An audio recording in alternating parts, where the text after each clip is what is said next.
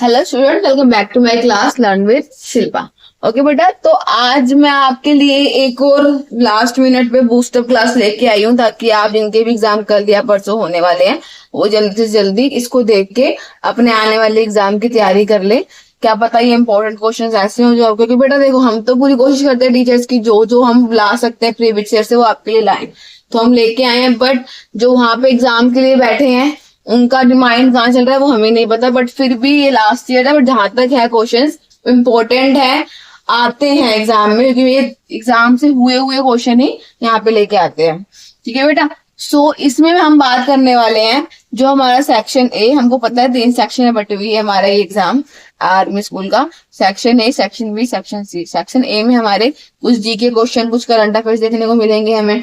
Section B में हमें methodology मिलेगी टीचिंग की और सीडीपी मिलेगी देखने की, ठीक है ना। और सेक्शन सी में हमारा जो भी सब्जेक्टिव रहेगा, जिसका टीजीटी में जो सब्जेक्ट है, पीजीटी में सब्जेक्ट है, वो देखने को मिलेगा। ठीक है, तो ये सेक्शन ए और बी को कवर कर रही है आज की class.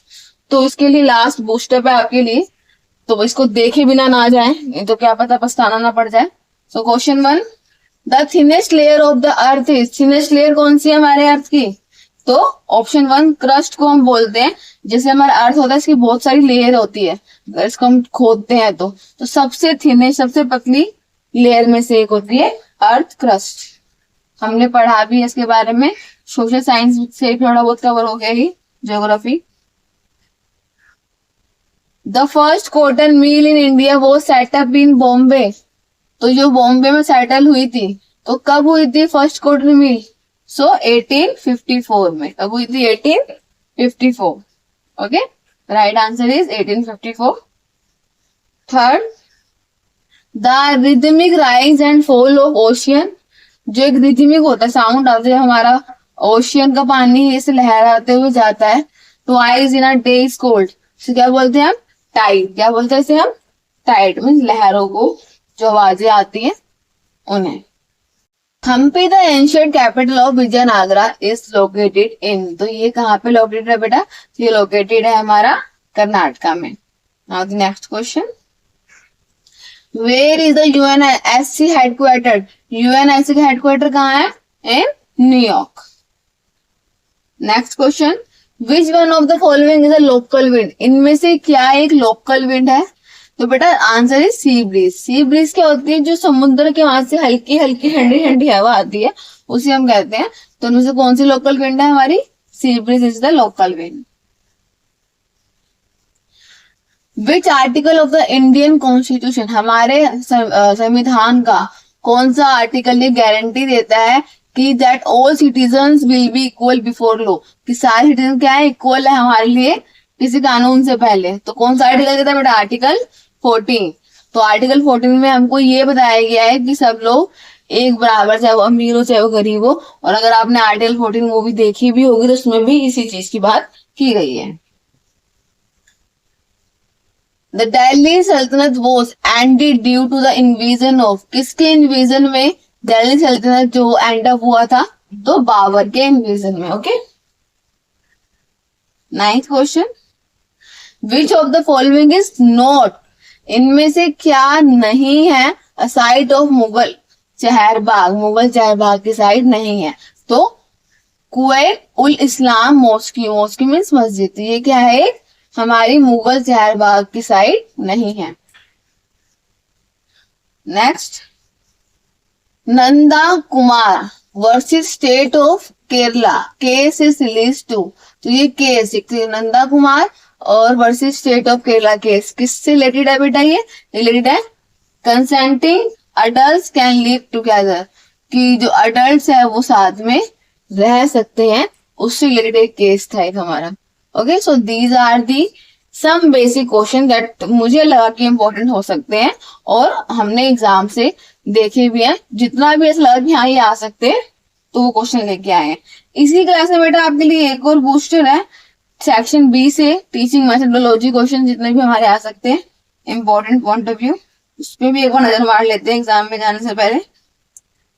Which of the following is not a characteristic of learning? इनमें से क्या एक लर्निंग का कैरेक्टरिस्टिक नहीं है? नोट पूछा है, ध्यान रखना।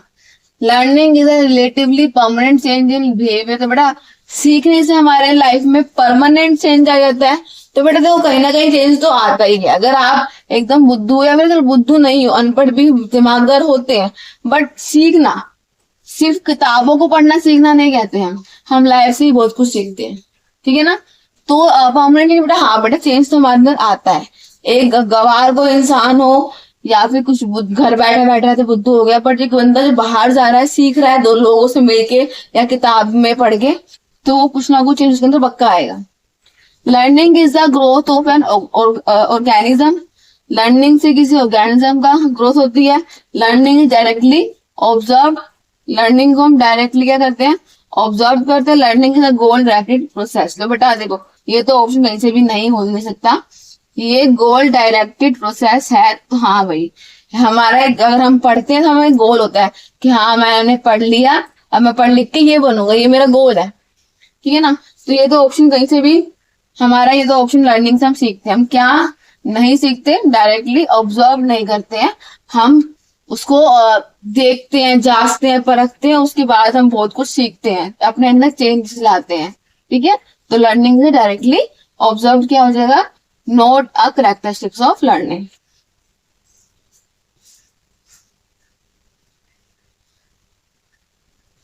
विच cognitive skill of Bloom's taxonomy. जो हमारे ब्लूम बाबा हैं उनकी कॉग्निटिव स्किल्स में could be evaluated in this below question. इनमें से क्या आप इवेल्युएट कर सकते हो। क्वेश्चन दे रखा है, name all the pattern drawn on black board. कि उनके टैक्सोनॉमी के हिसाब से अगर हम बोले कि name all the pattern drawn on the black board, तो किसके नेम आप पैटर्न लिखोगे, नॉलेज के, कॉम्प्रिहेंशन के, एनालाइज के, एप्लीकेशन के।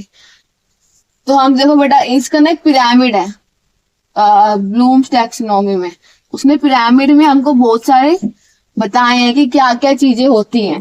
तो सबसे पहले क्या यहाँ पे आता है, नॉलेज आता है, जिसको हम इवेल्युएट करके क्या लिख दिया अब हमने, रिमेम्बर। ठीक है। तो इसको हमने किसको किया इवेल्युएट, नॉलेज को। ओके।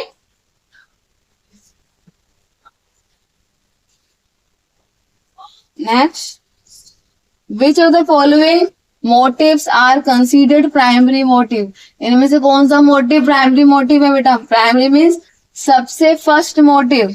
तो बेटा देखो सोशल जरूरी नहीं है कि हम समाज में चीजें सबसे पहले सीखे। एजुकेशनल मोटिव या साइकोलॉजिकल, साइकोलॉजी दिमाग से होगा, छोटा बच्चा साइकोलॉजिकल मोटिव नहीं कर सकता ये। तो फिजियोलॉजिकल कि सबसे पहले बच्चा क्या कर रहा है, फिजियोलॉजिकल अपने हाथ पैर हिलाना सीख रहा है, पकड़ना सीख रहा है, फेंकना सीख रहा है। तो फिजियोलॉजिकल मोटिव जो होता है हमारा प्राइमरी मोटिव होता है। ओके।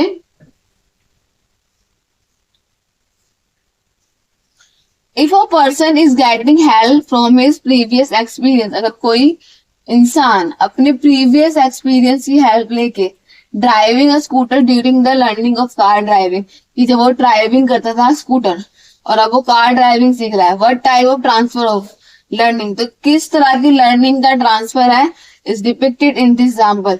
तो बेटा ये क्या है, ये तरह का देखो वर्टिकल हॉरिजॉन्टल ट्रांसफर, ये तो नहीं होगा किसी भी एंगल से। ठीक है ना, बिलेटरल भी नहीं, ये एक तरह का पॉजिटिव ट्रांसफर है बेटा हमारा, कि हमने कुछ सीखा था पहले और उसको सोचते हैं, हम वो सोच रहे हैं कि हाँ अब हम आगे बढ़ते हैं और हम और भी चीज नहीं सीखते, कि स्कूटर सीखा हम कार सीख रहे हैं। तो एक तरह का पॉजिटिव ट्रांसफर हो गया, हम आगे बढ़ रहे हैं। Okay. Next, which one of the following option best describe progressive education. Progressive education को इस ऑप्शन में से कौन सा सबसे अच्छा डिस्क्राइब कर रहा है। पहला, learning by doing, project method, cooperative learning.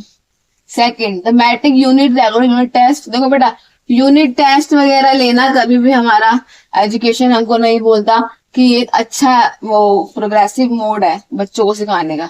Test लो बट एक मोड अच्छा नहीं बोलेंगे इसको हम। Personalise learning ability, grouping, labelling. But जहां भी आप लेबल देख लो ना सीडीपी के कुछ सेक्शन में, उसको गलती समझना कि हम कभी भी लेबल नहीं करते बच्चे को, रैंकिंग नहीं करते। रैंकिंग नेगेटिव वर्ड है, लेबलिंग करना नेगेटिव वर्ड है आपका।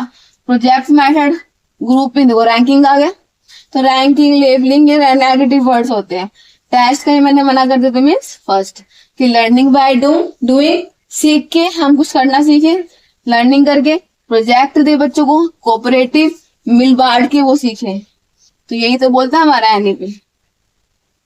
Okay, next question. If learners display individual difference the teacher should, अगर लर्नर डिस्प्ले कर रहे हैं अपने आप आपस में कि वो अलग अलग डिफरेंस है, तो टीचर क्या करना चाहिए? Provide a variety of learning experience, enforce strict discipline. देखो बेटा, स्ट्रिक्ट आ गया, नेगेटिव वर्ड आ गया, हम स्ट्रिक्टनेस कर ही नहीं सकते, तो ये तो होगा नहीं। इंक्रीज नंबर टेस्ट में बता दिया आपको, टेस्ट बढ़ाने से कोई बच्चे में चेंजेस नहीं आते हैं, वो बर्डन समझते हैं इसको। Insist on the uniform pace of learning, uniform भी एक नेगेटिव वर्ड है हमारा इसमें, कि हम किसी को भी एक यूनिफॉर्म तरीके से, मतलब एक स्ट्रिक्ट तरीके से नहीं कुछ दिमाग में डाल सकते। तो प्रोवाइड अ वैरायटी, बेटा हाँ टीचर को क्या बोला गया? टीचर एक फैसिलिटेटर है, गाइडेंस दे सकती है वो। तो provide a variety of learning experience, कि वो अपने एक्सपीरियंस से लर्निंग के नए नए तरीके से बच्चों को सिखाए अगर वो कहीं भटक रहे हैं। Okay, next, identify the figure who is behind the concept of language acquisition device, LAD। ये किसने दिया है? तो बेटा ये हमारे नॉम चॉम्स्की ने दिया है। कौन? Noam Chomsky. Next question, which of the following is not a feature of non formal education, इनमें से क्या एक फीचर नहीं है नॉन फॉर्मल एजुकेशन का? There is no specific goal, कि इसमें क्या कोई स्पेसिफिक गोल नहीं होता। It is structured and plan, structured और प्लान होता है। Means of this education are correspondence, course, television, seminar etcetera. देखो बेटा हम पहले देखते हैं कि होता है क्या non formal education. Non formal जो फॉर्मल नहीं है, फॉर्मल क्या होती है? जहाँ पे हम स्कूल में जाते हैं वो फॉर्मल होती है हमारे लिए, हमें एक रूल्स है, टाइमिंग दे रखी है, हमें इस टाइम पे हमें आना है तो आना है, यूनिफॉर्म पहन के आना है, तो फॉर्मल होगा। नॉन फॉर्मल जहाँ पे हम अपनी मर्जी से जा रहे हैं और जब मर्जी जा रहे हैं और जब मर्जी सीख के आ रहे हैं, ठीक है ना, वो नॉन फॉर्मल हो गया। तो देखो बेटा, तो फॉर्मल में क्या होगा पहले ये सोचो, एक स्ट्रक्चर्ड होगा फॉर्मल एजुकेशन हमारा, है ना, प्लान होगा वो, उसके रूल, इसके हमारे CBSE रूल बनाता है बच्चों के लिए कि ये किताब इसके लिए है। वहां पे एजुकेशन कोरस्पॉन्डेंस कोर्स और टेलीविजन सेमिनार एक्सेट्रा ये हो सकते हैं, या फिर it given intentionally but outside the usual formal system, एक इंटेंशनली और outside the usual formal system of education system दे रहा है, मतलब कि इन्होंने सोचा समझा है। सब हम समझते हैं कि इसमें फॉर्मल समझते हैं, हम फॉर्मल एजुकेशन में हम एजुकेशन कोरस्पॉन्डेंस या टेलीविजन वगैरह हमारे स्कूल में भी होते हैं भाई, टीवी, जिसमें बच्चों को कभी कभी मन बहलाने के लिए या फिर कुछ एक्टिविटी दिखाने के लिए यूज करते हैं, सेमिनार के लिए हम बच्चों को लेके जाते हैं। बट जो नॉन फॉर्मल है, यहाँ पे कोई भी रूल्स रेगुलेशन नहीं बनाई गई है, उसको कोई स्पेसिफिक गोल नहीं है। इनका बेटा गोल है कि बच्चों को हमें अच्छा कुछ फ्यूचर में बनाना है, बट इनका ऐसा कोई गोल नहीं है, बस बच्चे सीख रहे हैं वही इनफ है, वो कुछ करे या ना करे उसमें इतना डीप नहीं जाते हैं। तो there is no specific goal, non formal education में कोई स्पेसिफिक गोल नहीं होता। The most intense and crucial socialisation take place, सबसे इंटेंस और क्रूशियल सोशलाइजेशन कहाँ पे रहता है? During adolescence, throughout the life of person, during adulthood, during early childhood. देखो बेटा, सबसे क्रूशियल, बच्चा सबसे ज्यादा बोलते हैं ना कि अब बच्चे को थोड़ा मारो मत, ज्यादा डांटो मत, अब ये कुछ भी कर देगा, कब बोलते हैं? जब बच्चा कहाँ आता है? एडोलसेंस में आता है, क्योंकि बेटा अब वो पिट के नहीं मानने वाला, आप पीटोगे वो ढीठ बनेगा, ठीक है। तो ये ऐसी स्टेज होती है बच्चों की जहाँ पे वो खुद से ही लड़ रहे होते हैं, बाहर जिंदगी में कुछ करते हैं, पेरेंट्स से डिस्कस नहीं करते हैं और कभी फंस भी जाते हैं। तो इस स्टेज में बहुत इंटेंस और क्रूशियल होता है, जहाँ पे हमें बहुत ध्यान देना होता है अपने बच्चों का। 10th, which psychologist is famous for his pioneering work in classical condition? तो कौन सा हमारा साइकोलॉजिस्ट फेमस है pioneering work in classical condition में? तो इवान पैवलोव हमारे ऐसे एक साइकोलॉजिस्ट हैं जो इस चीज में क्या है? फेमस है। Okay, so these are the questions of basic GK and teaching methodology. I hope आपको क्लास समझ में आई होगी। मेरा पढ़ाने का तरीके से भी आपको कुछ ना कुछ और भी हटके सीखने को मिला होगा। क्लास अच्छी लगी हो तो वीडियो को लाइक एंड शेयर करें और चैनल सब्सक्राइब करना ना भूलें। Thanks for watching.